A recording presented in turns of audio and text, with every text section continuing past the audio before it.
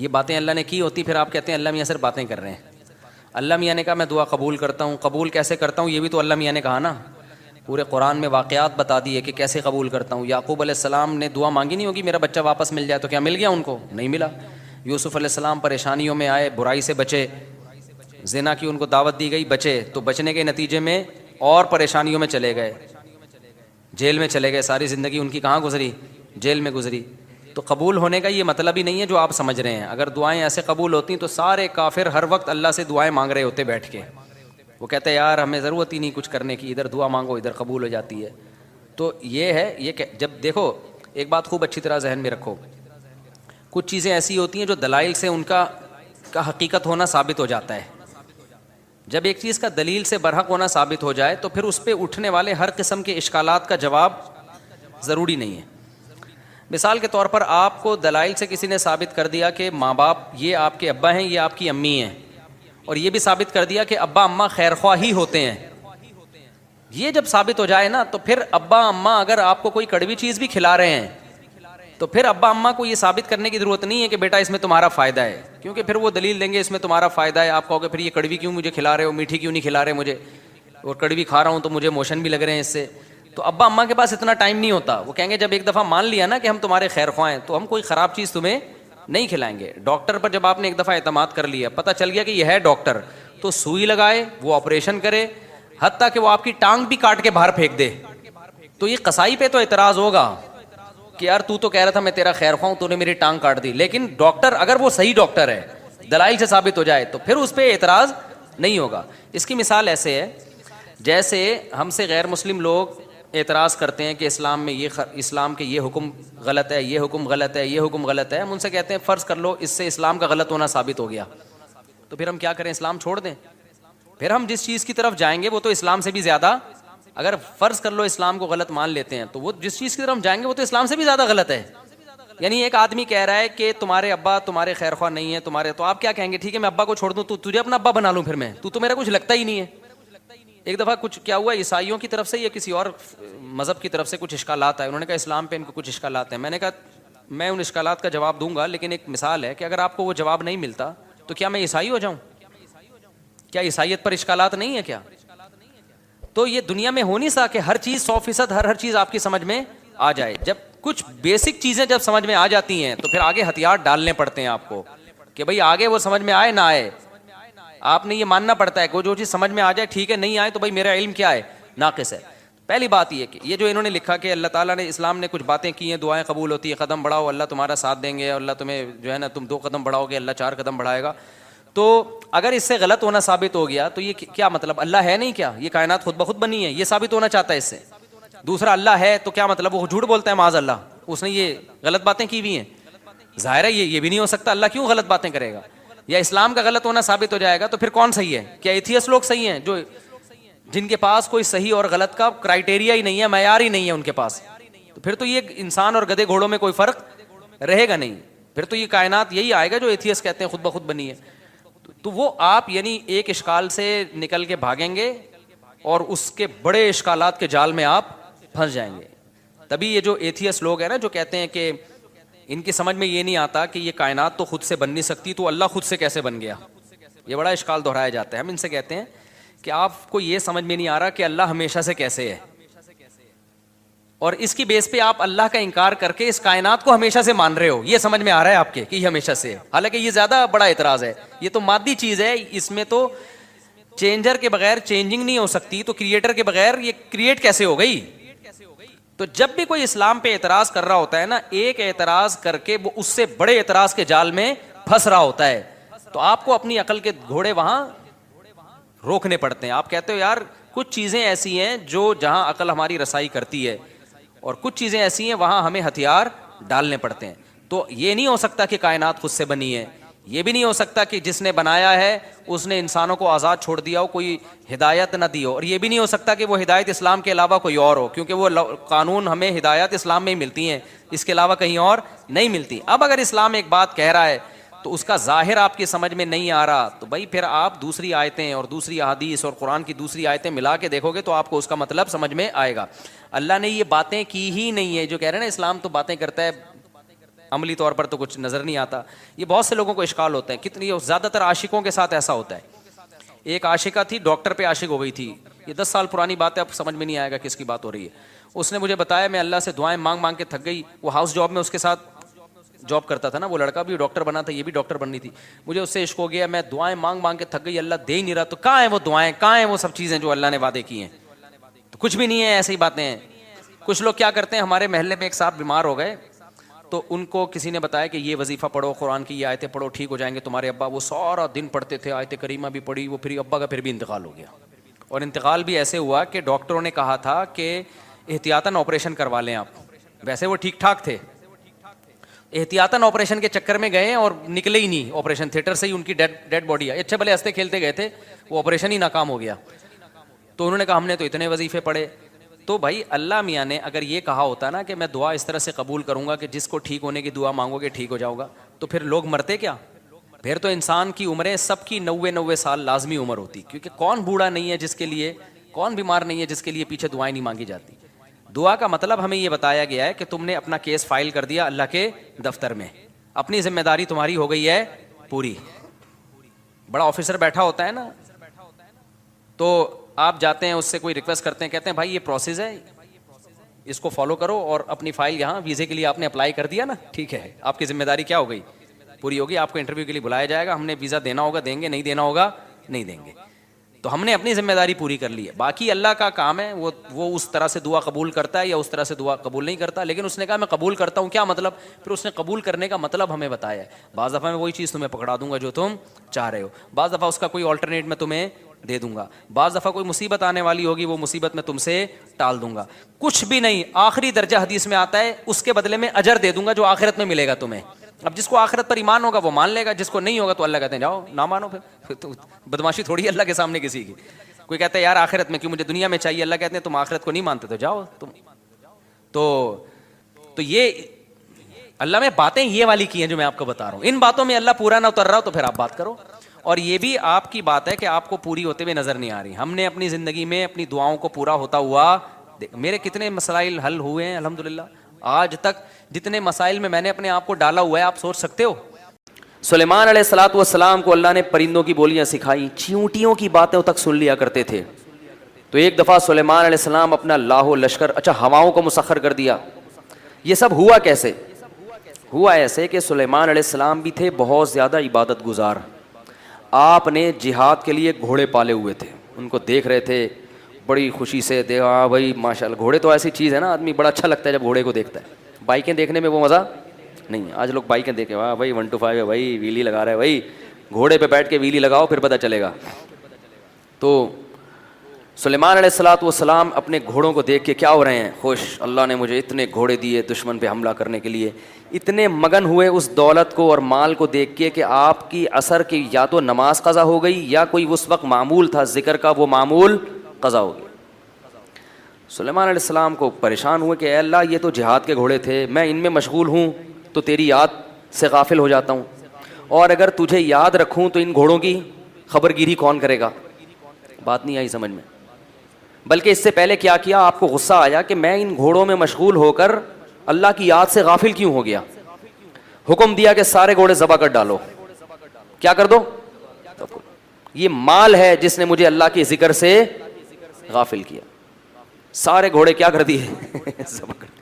اب جب گھوڑے ذبح کر دیے تو پھر خیال آیا بھائی جنگ تو انہیں گھوڑوں سے ہوتی ہے.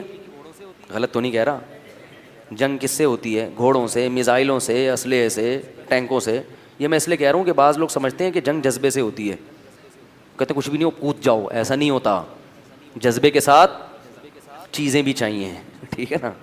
تو انہوں نے کہا یہ تو میں نے جوش میں آ کے سارے گھوڑے ذبح کر ڈالے, اب مجھے جہاد کے لیے گھوڑے بھی چاہیے. گھوڑے رکھوں گا تو پھر کہیں آج ایک نماز قضا ہوئی, کہیں دوبارہ اللہ کا ذکر سے غافل نہ ہو جاؤں. تو اب اللہ سے دعا مانگ رہے ہیں, اے اللہ تو مجھے ایسی حکومت دے دے کہ میں ان اسباب اور وسائل کا محتاج نہ رہوں, تاکہ میں تیری عبادت کر سکوں. تو اب اللہ سے دعا مانگ رہے ہیں, حبلی ملک لا ینبغی من بعدی. یہ جو حضرت سلیمان تھے نا, ایسے بادشاہ تھے کہ تمام آسمانی کتابوں میں ان کو کنگ سلیمان کہا جاتا ہے. آج گورے بھی جب سلیمان علیہ السلام کا نام لیتے ہیں نا انگریز, وہ بھی کیا کہتے ہیں, کنگ سولومن. دیکھا ہوگا نا آپ نے. تو ان کی بادشاہت کے اتنے چرچے ہوئے کہ ان جیسا بادشاہ نہ کائنات میں کوئی گزرا اور نہ قیامت تک کوئی دوبارہ پیدا ہوگا، کیونکہ انہوں نے دعا مانگی، اے اللہ مجھے ایسی بادشاہت دے دے لا ینبغی لأحد من بعدی، کہ میرے بعد وہ کسی کو بھی نہ ملے قیامت تک۔ امریکہ بھی وہ بادشاہت نہیں خواب نہیں دیکھ سکتا اس کو۔ اللہ فرماتے ہیں ہم نے ان کی دعا قبول کر لی۔ فسخرنا لہ الریح، ہواؤں کو تابع کر دیا۔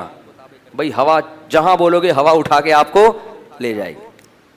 وہ جو سلیمان علیہ السلام کا تخت تھا نا، وہ ممکن ہے کوئی ہوائی جہاز ہو، کچھ بھی چیز ہو، بہرحال وہ کس پہ چلتا تھا؟ وہ ہواؤں پر چلتا تھا۔ اور جنات کو تابع بنا دیا آپ کے، جو سمندروں میں غوطے لگاتے اور سمندر کی تہ سے ہیرے جواہرات نکال کے لاتے اور بڑی بڑی عمارتیں تعمیر کرتی۔ یہ جو احرام مصر ہے نا، عین ممکن ہے سلیمان علیہ السلام کے دور میں جنات کی تعمیرات ہوں۔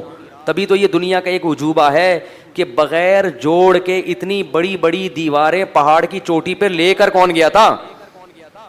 کرینے تو ایجاد نہیں ہوئی تھی، تو یہ پہاڑ کی چوٹی پر اینٹیں ہوتی نا تو ملا دیا ہوتا۔ آپ کہہ سکتے ہیں ہو سکتا ہے اس زمانے کے انسان اتنے بڑے بڑے ہوں، تو انسانوں کی جو لاشیں اس زمانے کی نکل رہی ہیں وہ اتنے بڑے بڑے نہیں۔ فرعون تو اتنا ہی ہے جتنا سب لوگ ہوتے ہیں۔ جو لاش ہے نا فرعون کی، تو عجوبہ اسی وجہ سے ہے کہ کوئی جوڑ نہیں ہے، کوئی اینٹیں نہیں ہیں، تو اتنی بڑی بڑی عمارتیں لے جا کے پہاڑوں کے رکھی کیسے؟ تو عین ممکن ہے، میں 100% نہیں کہہ رہا، لیکن عین ممکن ہے یہ انہی جنات کا کام ہو۔ جن تو جن ہے نا صحیح ہے نا۔ تو اللہ فرماتے ہیں کہ پھر وہ بڑی بڑی دیگچے بناتے، فوجی ان دیگچوں میں کھانا کھاتے۔ وقدور الراسیات، بہت سارے معجزے اللہ نے حضرت سلیمان علیہ السلام کو بھی دیے۔ اور خواتین سے پیشگی معذرت کہ سلیمان علیہ السلام کی 100 بیویوں کا ذکر تو صحیح بخاری میں ہے، معذرت کے ساتھ بھی ایک تھوڑا سا قصہ آ گیا درمیان میں۔ کتنی بیویاں تھیں سلیمان علیہ السلام کی؟ 100 بیویاں کم سے کم، جس جو صحیح بخاری میں ہے، اس سے زیادہ کتنا تھی اللہ ہی بہتر جانتا ہے۔ تبھی بہت سے گوروں نے سلیمان علیہ السلام کا تذکرہ اچھے الفاظ میں نہیں کیا۔ انگریز جو ہے نا، بعض مورخین معاذ اللہ نقل کفر وہ سلیمان علیہ السلام کو عیاش پرست بادشاہوں میں شامل کرتے ہیں، ان کی تحریروں میں انگریزوں کی، جبکہ ہم یہ کہتے ہیں کہ پیغمبر عیش پرست نہیں ہو سکتے، کیونکہ نکاح کی کثرت عیش پرستی نہیں ہے۔ اس زمانے میں زیادہ جائز تھے تو انہوں نے زیادہ کیا، ہمارے ہاں شرطوں کے ساتھ جائز ہیں، شرط حقوق پورے کرے اور وہ بھی ایک حد تک۔ تو معذرت، بس جو خواتین کو تکلیف ہونی تھی ہو گئی۔ اب میں دوبارہ اچھی اچھی باتوں کی طرف آ رہا ہوں، ٹھیک ہے نا؟ وہ بھاگ جاتی ہیں بھائی، اگلے دن بیان میں نہیں آتی، بھائی اب نہیں کر رہا، بس اب قصہ ختم ہو گیا۔ تو سلیمان علیہ السلام نے کیا ہوا کہ اتنی بڑی اللہ نے حکومت دے دی، اتنے سارے فوجی آپ کے پاس آ گئے، تو سلیمان علیہ السلام نے ایک دن قسم اٹھائی کہ میں اپنی 100 بیویوں کے قریب جاؤں گا اور اللہ مجھے 100 بیٹے دے گا، اور ان 100 بیٹوں کو اللہ کے راستے کا شہسوار بناؤں گا، میں مجاہد بناؤں گا۔ انشاءاللہ نہیں کہا، کسی نے کہا انشاءاللہ تو کہیں اگر اللہ چاہے، انہوں نے کہا بھول گئے وہ نا، تو وہ کسی ایک کو بھی حمل نہیں ہوا۔ یہ بھی معجزہ تھا، کوئی اور جو ہے نا، آپ لوگ کوشش نہ کریں اس کی، یہ معجزہ تھا، کیونکہ بعض لوگوں نے اس کا بھی انکار کیا ہے کہ یہ کیسے ممکن ہے، یہ معجزہ ہے۔ لیکن انشاءاللہ نہیں کہا تو ایک زوجہ کو حمل ہوا اور اس سے معذور بچہ پیدا ہوا۔ سلیمان علیہ السلام کو احساس ہو گیا کہ یہ میں نے انشاءاللہ نہیں کہا تھا، اس کی سزا ملی ہے۔ خیر انہوں نے دعا مانگی کہ اللہ مجھے ایسی حکومت دے، تو ہواؤں کو اللہ نے تابع کر دیا، جنات، اور یہ بڑی زبردست۔ تو اب سلیمان علیہ السلام نے ایجنسی کا کام پرندوں سے لینا شروع کر دیا۔ پرندے جاتے تھے مخبری کر کے، پرندوں کو تو کوئی نہیں روک سکتا نا، کوا آگے بیٹھا ہوا ہے سن رہا ہے بھائی کیا بول رہا ہے بھائی، تو کون روک سکتا ہے بھائی۔ تو سلیمان علیہ السلام ایک دن اپنی مجلس لگا کے بیٹھے ہوئے ہیں اور کہہ رہے ہیں ما لی الا اری الہدہد ام کان من الغائبین، مجھے کیا ہو گیا کہ ہدہد مجھے نظر نہیں آ رہا، یا وہ غائب تو نہیں ہے کہیں محفل سے پتہ چلتا ہے کہ پیغمبر عالم الغیب نہیں ہوتے، عالم الغیب نہیں، وہ کہہ رہے پتہ نہیں یا غائب ہے یا مجھے نظر نہیں آ رہا، کیا مسئلہ ہے۔ پھر کہنے لگے اگر وہ غائب ہے نا بغیر پرمیشن کے، لأعذبنہ عذابا شدیدا، وہ ذرا آئے تو صحیح، اگر اس نے اپنی غیر حاضری کا معقول عذر پیش نہیں کیا سخت عذاب دوں گا، او لأذبحنہ، یا اس کو ذبح کر ڈالوں گا میں، یا کوئی غیر حاضری کی معقول وجہ بیان کرے۔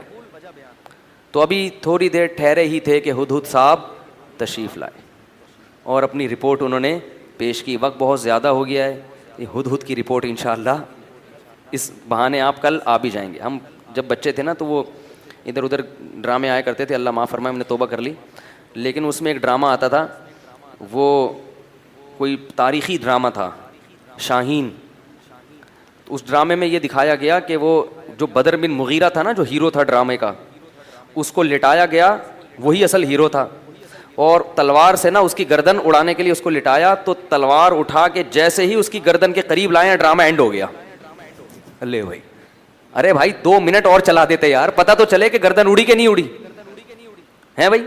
وہ ڈرامے والے ایسا کیوں کرتے ہیں, ڈرامے والا یہ ڈرامہ کیوں کرتے ہیں, تاکہ لوگ کل اگلے ہفتے جب یہ قسط آئے گی نا تو ہم پوری ہفتے نفل پڑھتے رہیں, یا اللہ گردن نہ کٹے اس کی, یا اللہ یہ کٹ گیا تو پھر ڈرامے دیکھنے کا تو مزہ ہی نہیں آئے گا. پورے قرآن میں واقعات بتا دیے کہ کیسے قبول کرتا ہوں. یعقوب علیہ السلام نے دعا مانگی نہیں ہوگی میرا بچہ واپس مل جائے, تو کیا مل گیا ان کو؟ نہیں ملا. یوسف علیہ السلام پریشانیوں میں آئے, برائی سے بچے, زنا کی ان کو دعوت دی گئی, بچے, تو بچنے کے نتیجے میں اور پریشانیوں میں چلے گئے, جیل میں چلے گئے, ساری زندگی ان کی کہاں گزری؟ جیل میں گزری. تو قبول ہونے کا یہ مطلب ہی نہیں ہے جو آپ سمجھ رہے ہیں. اگر دعائیں ایسے قبول ہوتی تو سارے کافر ہر وقت اللہ سے دعائیں مانگ رہے ہوتے بیٹھ کے, وہ کہتے ہیں یار ہمیں ضرورت ہی نہیں کچھ کرنے کی, ادھر دعا مانگو ادھر قبول ہو جاتی ہے. تو یہ ہے, یہ کہ جب دیکھو ایک بات خوب اچھی طرح ذہن میں رکھو, کچھ چیزیں ایسی ہوتی ہیں جو دلائل سے ان کا حقیقت ہونا ثابت ہو جاتا ہے. جب ایک چیز کا دلیل سے برحق ہونا ثابت ہو جائے تو پھر اس پہ اٹھنے والے ہر قسم کے اشکالات کا جواب ضروری نہیں ہے. مثال کے طور پر آپ کو دلائل سے کسی نے ثابت کر دیا کہ ماں باپ یہ آپ کے ابا ہیں, یہ آپ کی امی ہیں, اور یہ بھی ثابت کر دیا کہ ابا اماں خیر خواہ ہی ہوتے ہیں. یہ جب ثابت ہو جائے نا تو پھر ابا اماں اگر آپ کو کوئی کڑوی چیز بھی کھلا رہے ہیں تو پھر ابا اماں کو یہ ثابت کرنے کی ضرورت نہیں ہے کہ بیٹا اس میں تمہارا فائدہ ہے, کیونکہ پھر وہ دلیل دیں گے اس میں تمہارا فائدہ ہے. آپ کہو گے پھر یہ کڑوی کیوں مجھے کھلا رہے ہو, میٹھی کیوں نہیں کھلا رہے مجھے, اور کڑوی کھا رہا ہوں تو مجھے موشن بھی لگ رہے ہیں اس سے. تو ابا اماں کے پاس اتنا ٹائم نہیں ہوتا, وہ کہیں گے جب ایک دفعہ مان لیا نا کہ ہم تمہارے خیر خواہ ہیں تو ہم کوئی خراب چیز تمہیں نہیں کھلائیں گے. ڈاکٹر پر جب آپ نے ایک دفعہ اعتماد کر لیا, پتہ چل گیا کہ یہ ہے ڈاکٹر, تو سوئی لگائے, وہ آپریشن کرے, حتیٰ کہ وہ آپ کی ٹانگ بھی کاٹ کے باہر پھینک دے. تو یہ قصائی پہ تو اعتراض ہوگا کہ یار تو کہہ رہا تھا میں تیرا خیر خواہ ہوں, تو نے میری ٹانگ کاٹ دی. لیکن ڈاکٹر اگر وہ صحیح ڈاکٹر ہے, دلائل سے ثابت ہو جائے, تو پھر اس پہ اعتراض نہیں ہوگا. اس کی مثال ایسے ہے جیسے ہم سے غیر مسلم لوگ اعتراض کرتے ہیں کہ اسلام میں اسلام کے یہ حکم غلط ہے, یہ حکم غلط ہے, یہ حکم غلط ہے. ہم ان سے کہتے ہیں فرض کر لو اس سے اسلام کا غلط ہونا ثابت ہو گیا, تو پھر ہم کیا کریں, اسلام چھوڑ دیں؟ پھر ہم جس چیز کی طرف جائیں گے وہ تو اسلام سے بھی زیادہ, اگر فرض کر لو اسلام کو غلط مان لیتے ہیں تو وہ جس چیز کی طرف ہم جائیں گے وہ تو اسلام سے بھی زیادہ غلط ہے. یعنی ایک آدمی کہہ رہا ہے کہ تمہارے ابا تمہارے خیر خواہ نہیں ہے تمہارے, تو آپ کیا کہیں گے, ٹھیک ہے میں ابا کو چھوڑ دوں, تو تجھے اپنا ابا بنا لوں, پھر میں تو میرا کچھ لگتا ہی نہیں ہے. ایک دفعہ کچھ کیا ہوا, عیسائیوں کی طرف سے یا کسی اور مذہب کی طرف سے کچھ اشکالات آئے, انہوں نے کہا اسلام پہ ان کو کچھ اشکالات ہیں. میں نے کہا میں ان اشکالات کا جواب دوں گا, لیکن ایک مثال ہے کہ اگر آپ کو وہ جواب نہیں ملتا تو کیا میں عیسائی ہو جاؤں؟ کیا عیسائیت پر اشکالات نہیں ہے کیا؟ تو یہ دنیا میں ہو نہیں سکتا کہ ہر چیز 100% ہر چیز آپ کی سمجھ میں آ جائے. جب کچھ بیسک چیزیں جب سمجھ میں آ جاتی ہیں تو پھر آگے ہتھیار ڈالنے پڑتے ہیں آپ کو کہ بھئی آگے وہ سمجھ میں آئے نہ آئے, آپ نے یہ ماننا پڑتا ہے کہ جو چیز سمجھ میں آ جائے ٹھیک ہے, نہیں آئے تو بھئی میرا علم کیا ہے, ناقص ہے. پہلی بات یہ کہ یہ جو انہوں نے لکھا کہ اللہ تعالیٰ نے اسلام نے کچھ باتیں کی ہیں, دعائیں قبول ہوتی ہیں, قدم بڑھاؤ اللہ تمہارا ساتھ دیں گے, اللہ تمہیں جو ہے نا تم 2 قدم بڑھاؤ گے اللہ 4 قدم بڑھائے گا. تو اگر اس سے غلط ہونا ثابت ہو گیا تو یہ کیا مطلب, اللہ ہے نہیں کیا, یہ کائنات خود بخود بنی ہے, یہ ثابت ہونا چاہتا ہے اس سے. دوسرا اللہ ہے تو کیا مطلب, وہ جھوٹ بولتا ہے معاذ اللہ, اس نے یہ غلط باتیں کی ہوئی ہیں. ظاہر ہے یہ بھی نہیں ہو سکتا, اللہ کیوں غلط باتیں کرے گا. یا اسلام کا غلط ہونا ثابت ہو جائے گا تو پھر کون صحیح ہے, کیا ایتھیسٹ لوگ صحیح ہیں جو جن کے پاس کوئی صحیح اور غلط کا کرائٹیریا ہی نہیں ہے, معیار ہی نہیں ہے ان کے پاس, تو پھر تو یہ انسان اور گدھے گھوڑوں میں کوئی فرق رہے گا نہیں. پھر تو یہ کائنات یہی آئے گا جو ایتھیسٹ کہتے ہیں خود بخود بنی ہے. تو وہ آپ یعنی ایک اشکال سے نکل کے بھاگیں گے اور اس کے بڑے اشکالات کے جال میں آپ پھنس جائیں گے. تبھی یہ جو ایتھیسٹ لوگ ہیں نا جو کہتے ہیں کہ ان کی سمجھ میں یہ نہیں آتا کہ یہ کائنات تو خود سے بن نہیں سکتی, تو اللہ خود سے کیسے بن گیا, یہ بڑا اشکال دہرایا جاتا ہے. ہم ان سے کہتے ہیں کہ آپ کو یہ سمجھ میں نہیں آ رہا کہ اللہ ہمیشہ سے کیسے ہے, اور اس کی بیس پہ آپ اللہ کا انکار کر کے اس کائنات کو ہمیشہ سے مان رہے ہو. یہ سمجھ میں آ رہا ہے آپ کے کہ یہ ہمیشہ سے ہے, حالانکہ یہ زیادہ بڑا اعتراض ہے. یہ تو مادی چیز ہے, اس میں تو چینجر کے بغیر چینجنگ نہیں ہو سکتی, تو کریٹر کے بغیر یہ کریٹ کیسے ہو گئی. تو جب بھی کوئی اسلام پہ اعتراض کر رہا ہوتا ہے نا، ایک اعتراض کر کے وہ اس سے بڑے اعتراض کے جال میں پھنس رہا ہوتا ہے. تو آپ کو اپنی عقل کے گھوڑے وہاں روکنے پڑتے ہیں. آپ کہتے ہو یار کچھ چیزیں ایسی ہیں جو جہاں عقل ہماری رسائی کرتی ہے، اور کچھ چیزیں ایسی ہیں وہاں ہمیں ہتھیار ڈالنے پڑتے ہیں. تو یہ نہیں ہو سکتا کہ کائنات خود سے بنی ہے، یہ بھی نہیں ہو سکتا کہ جس نے بنایا ہے اس نے انسانوں کو آزاد چھوڑ دیا ہو، کوئی ہدایت نہ دی ہو، اور یہ بھی نہیں ہو سکتا کہ وہ ہدایت اسلام کے علاوہ کوئی اور ہو، کیونکہ وہ قانون ہمیں ہدایت اسلام میں ہی ملتی ہیں، اس کے علاوہ کہیں اور نہیں ملتی. اب اگر اسلام ایک بات کہہ رہا ہے تو اس کا ظاہر آپ کی سمجھ میں نہیں آ رہا، تو بھائی پھر آپ دوسری آیتیں اور دوسری احادیث اور قرآن کی دوسری آیتیں ملا کے دیکھو گے تو آپ کو اس کا مطلب سمجھ میں آئے گا. اللہ نے یہ باتیں کی ہی نہیں ہے. جو کہہ رہے ہیں نا اسلام تو باتیں کرتا ہے، عملی طور پر تو کچھ نظر نہیں آتا. یہ بہت سے لوگوں کو اشکال ہوتا ہے، کتنی زیادہ تر عاشقوں کے ساتھ ایسا ہوتا ہے. ایک عاشقہ تھی، ڈاکٹر پہ عاشق ہو گئی تھی. یہ 10 سال پرانی بات ہے، اب سمجھ میں نہیں آئے گا کس کی بات ہو رہی ہے. اس نے مجھے بتایا میں اللہ سے دعائیں مانگ مانگ کے تھک گئی. وہ ہاؤس جاب میں اس کے ساتھ جاب کرتا تھا نا، وہ لڑکا بھی ڈاکٹر بنا تھا، یہ بھی ڈاکٹر بننی تھی. مجھے اس سے عشق ہو گیا، میں دعائیں مانگ مانگ کے تھک گئی، اللہ دے ہی نہیں رہا. تو کہاں ہیں وہ دعائیں، کہاں ہیں وہ سب چیزیں جو اللہ نے وعدے کی ہیں؟ تو کچھ بھی نہیں ہے، ایسی ہی باتیں ہیں. کچھ لوگ کیا کرتے ہیں، ہمارے محلے میں ایک صاحب بیمار ہو گئے تو ان کو کسی نے بتایا کہ یہ وظیفہ پڑھو، قرآن کی یہ آیتیں پڑھو، ٹھیک ہو جائیں گے تمہارے ابا. وہ سارا دن پڑھتے تھے، آیت کریمہ بھی پڑھی، وہ پھر ابا کا پھر بھی انتقال ہو گیا. اور انتقال بھی ایسے ہوا کہ ڈاکٹروں نے کہا تھا کہ احتیاطاً آپریشن کروا لیں آپ. ویسے وہ ٹھیک ٹھاک تھے، احتیاطاً آپریشن کے چکر میں گئے اور نکلے ہی نہیں آپریشن تھیٹر سے ہی. ان کی ڈیڈ باڈی ہے، اچھے بھلے ہنستے کھیلتے گئے تھے، وہ آپریشن ہی ناکام ہو گیا. تو انہوں نے کہا ہم نے تو اتنے وظیفے پڑھے. تو بھائی اللہ میاں نے اگر یہ کہا ہوتا نا کہ میں دعا اس طرح سے قبول کروں گا کہ جس کو ٹھیک ہونے کی دعا مانگو گے ٹھیک ہو جاؤ گا، تو پھر لوگ مرتے کیا؟ پھر تو انسان کی عمریں سب کی 90 سال لازمی عمر ہوتی، کیونکہ کون بوڑھا نہیں ہے جس کے لیے، کون بیمار نہیں ہے جس کے لیے پیچھے دعائیں نہیں مانگی جاتی. دعا کا مطلب ہمیں یہ بتایا گیا ہے کہ تم نے اپنا کیس فائل کر دیا اللہ کے دفتر میں، اپنی ذمہ داری تمہاری ہو گئی ہے پوری. بڑا آفیسر بیٹھا ہوتا ہے نا، تو آپ جاتے ہیں اس سے کوئی ریکویسٹ کرتے ہیں، کہتے ہیں بھائی یہ پروسیس ہے، اس کو فالو کرو، اور اپنی فائل یہاں ویزے کے لیے آپ نے اپلائی کر دیا نا، ٹھیک ہے آپ کی ذمہ داری کیا ہو گئی، پوری ہوگی. آپ کو انٹرویو کے لیے بلایا جائے گا، ہم نے ویزا دینا ہوگا دیں گے، نہیں دینا ہوگا نہیں دیں گے.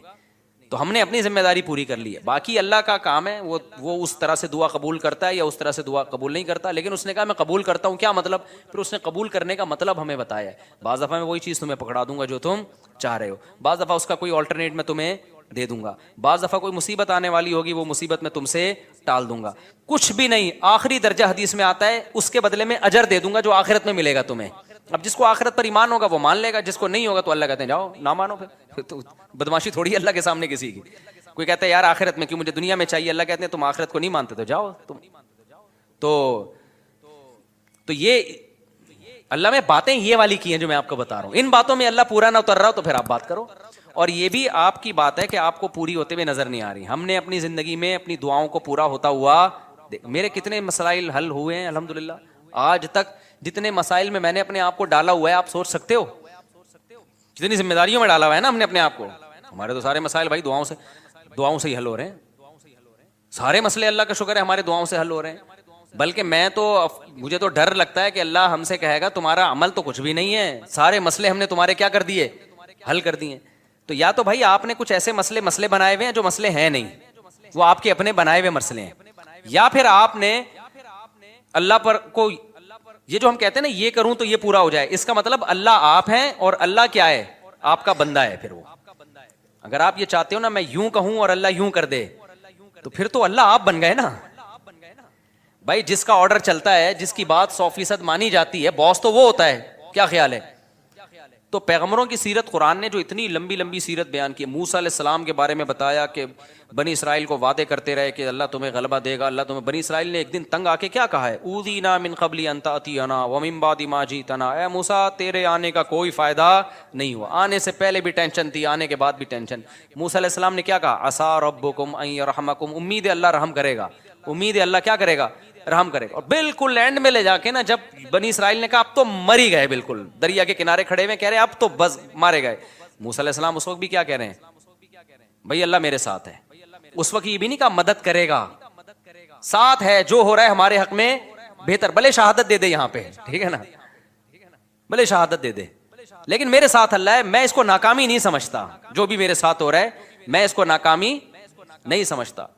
تو صحابہ کرام تو جنگوں میں شہید ہوئے ہیں اور شہادت سے پہلے کیا کہہ رہے ہیں؟ فزت ورب الکعبہ، رب کعبہ کی قسم ہم کیا ہو گئے؟ کامیاب. حالانکہ وہ تو 100% ناکامی ہے.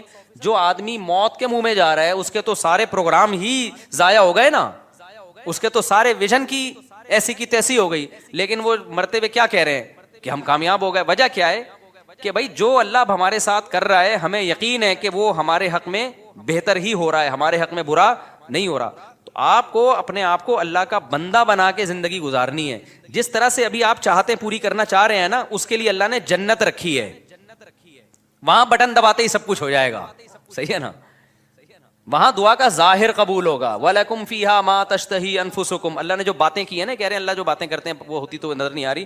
اللہ نے جنت کے بارے میں یہ باتیں کی ہیں. وَلَكُمْ فِيهَا مَا تَشْتَهِي أَنفُسُكُمْ. جو چاہو گے وہ تمہیں ملے گا. دنیا کے بارے میں اللہ نے یہ کہا نہیں ہے. جو اللہ نے باتیں کی ہیں دنیا کے بارے میں وہ سورہ بنی اسرائیل میں ہے. اللہ تعالیٰ فرماتے ہیں کہ من کان یرید العاجلۃ عجلنا له فیہا ما نشاء لمن نرید. یہ اللہ کے الفاظ ہیں سورہ بنی. یہ باتیں کی اللہ نے کہ جو دنیا میں نعمتیں چاہتا ہے نا، مجھے یہاں میری شادی ہو جائے، یہ والی جاب مجھے مل جائے، یہ کام میرا ہو جائے، یہ فلانا کام میرا ہو جائے، یہ ساری جو چاہتے ہیں یہ دنیا کی چاہتے ہیں نا. اللہ کہتے ہیں کہ جو شخص من کان یرید العاجلۃ، جو دنیا کی زندگی چاہتا ہے، عجلنا لہ فیہا ما نشاء، تو ہم اس کو اتنا دیں گے جتنا ہم چاہیں گے. اس کے مطالبے پر نہیں دیں گے ہم اس کو کہ جتنا یہ مانگ رہا ہے یا جتنا یہ اسٹرگل کر رہا ہے نہ. بہت سو کی اسٹرگل کی ایسی کی تیسی ہو جائے گی. بہت سو آپ نے دیکھا ہوگا نا 7 کامیاب لوگوں کی 7 عادتیں، وہ جو کتابوں میں لکھا ہوتا ہے، تو وہ 7 سے 14 عادتیں ہوتی ہیں بعض لوگوں میں، پھر بھی ناکام ہو جاتے ہیں. انہوں نے صرف کامیاب لوگوں کی کتابوں میں لکھا ہوا ہوتا ہے کہ جو دنیا کے بڑے بڑے کامیاب لوگ ہیں ان میں یہ خصلتیں پائی جاتی تھیں. آپ نے کیا کیا؟ وہ خصلتیں اپنے اندر پیدا کر لیں، پھر بھی ناکام ہی ہو گئے آپ. تو اس پہ بھی کتابیں آنی چاہیے کہ 7 کامیاب لوگوں کی علامتیں جو 25 ناکام لوگوں میں پائی گئی ہیں. تو اللہ میاں نے جو باتیں کی ہیں، جو یہ کہہ رہے ہیں اللہ میاں صرف باتیں ہی کرتے ہیں، پورے تو ہو نہیں رہے، تو اللہ میاں نے جو باتیں کی ہیں دنیا کے بارے میں، جو اللہ میاں نے باتیں کی ہیں، من کان یرید العاجلۃ، اللہ کہتے ہیں جو دنیا کی نعمتیں چاہے گا، عجلنا لہ فیہا ما نشاء، ہم اس کو دنیا میں دے دیں گے جتنا ہم چاہیں گے، جتنا یہ مانگ رہا ہے، جتنا یہ چاہ رہا ہے. اگر ایسا ہوتا تو زرداری 5 سال کے لیے صدر بنتا، پھر اگلے 5 سال کے لیے پھر دوبارہ زرداری صاحب نے بن جانا تھا. اگلے سال کے لیے بھی سارے ہی بن رہے ہوتے صدر، اور سسٹم نہ چلتا جو ابھی ہماری کنٹری میں کیا چل رہا ہے، سسٹم چل رہا ہے.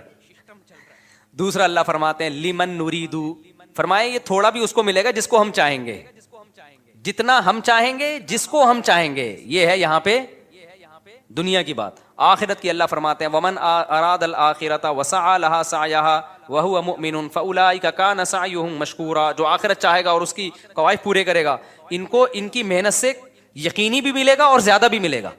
اب ان کا اگلا سوال دین کے بارے میں کہ میں تو توبہ کرتا ہوں تو توبہ پہ بھی قائم نہیں رہتا، تو اللہ تو وہاں بھی مدد.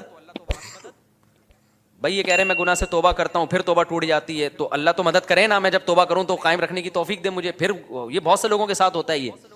بھائی آپ جو توبہ کر رہے ہو نا، توبہ ٹوٹ رہی ہے تو اللہ نہیں توبہ توڑ رہا، آپ نے خود گناہ کر کر کے اپنے آپ کو گناہ کا عادی بنا دیا ہے، لت پڑ گئی ہے آپ کو. اور جو بار بار گناہ سے توبہ ٹوٹتی ہے نا، یہ انہی کی ٹوٹتی ہے جو پہلی دفعہ جو گناہ کرتے ہیں وہ توبہ پہ قائم بھی رہتے ہیں. 25-26 دفعہ طبیعت سے گناہ کرنے کے بعد پھر توبہ کرتے ہیں، پھر کہتے ہیں توبہ ہماری کیا ہو جاتی ہے. جب آپ نے سٹے کا عادی بنا دیا اپنے آپ کو تو پھر تو آپ کا دل للچائے گا نا. تو یہ الزام اللہ کو کیوں دے رہے ہو؟ یہ تو آپ کا جرم ہے، خود اپنے آپ کو عادی بنائے. تو جتنا گناہ کرنے میں مزے اڑائے ہیں، اب چھوڑنے میں اسٹرگل بھی اتنی ہی کرنی پڑے گی. ایک بات. دوسری بات یہ کہ آپ گناہ سے توبہ صحیح طرح سے کر نہیں رہے. بعض دفعہ گناہ سے توبہ کرتے ہیں، اس کے وہ جو گناہ کے قریب لے جانے والی چیزیں ہوتی ہیں نا، وہ نہیں چھوڑ رہے ہوتے. اب کسی کو عادت پڑ گئی ہے فحش فلمیں دیکھنے کی، تو بھائی بند کمرے میں کمپیوٹر کیوں رکھ رہے ہو آپ اپنے آپ کو بزی کیوں نہیں کر رہے؟ آپ شادی کیوں نہیں کر رہے؟ اور اگر شادی کے بعد بھی عادت چھوٹ نہیں رہی ہے آپ کی، تو آپ اپنے اوپر سزا کیوں متعین نہیں کر رہے؟